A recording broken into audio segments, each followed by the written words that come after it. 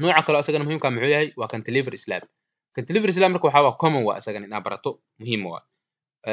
wuxuu ku leeyahay marka waxay u muuqataa ama dhihi karnaaba guri aan lahayn cantilever slab inuusan jirin.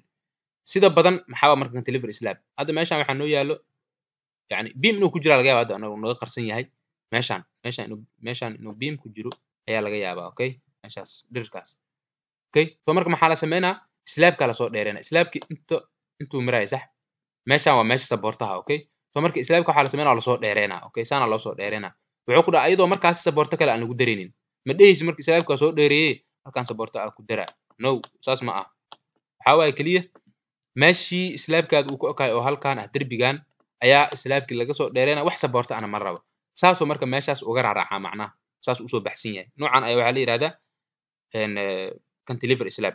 wuxuu ku dhaca marka noocan oo kale loorka hal meel ayaa loo gudbiyaa loorka la soo saaray halkan ayuu tagaa. okay saboortihiisana hal dhinac waa uu ku leeyahay. okay hal dhinac ayaa laga saboortay waa halka dhinac oo laga haayo meesha laga saboortay gareena.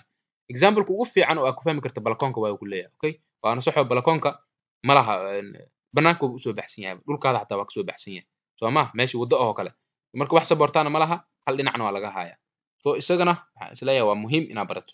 nooca 12 marka maxaa la lahaa composite.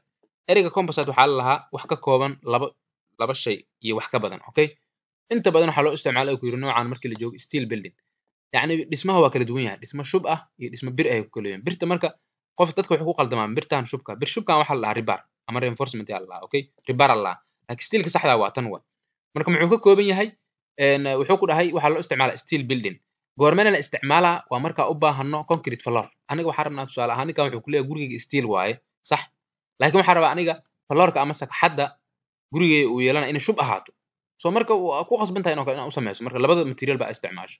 hadda waxa u jeedaa steel dag hoos biro ka yahay ribkan uu leeyahay asagana rib uu leeyahay sida noocyada aan soo barno kale. okay ribkan hadhow bira la gelinaa birahan anti crack baara la anti crack. okay waa biro la saaro shubka hadhow loo isticmaalaa kadib waa shubane mutuleel hadaarta iska dhigane soo marka noocan asagana waa jira oo waxa la yiraahdaa composite.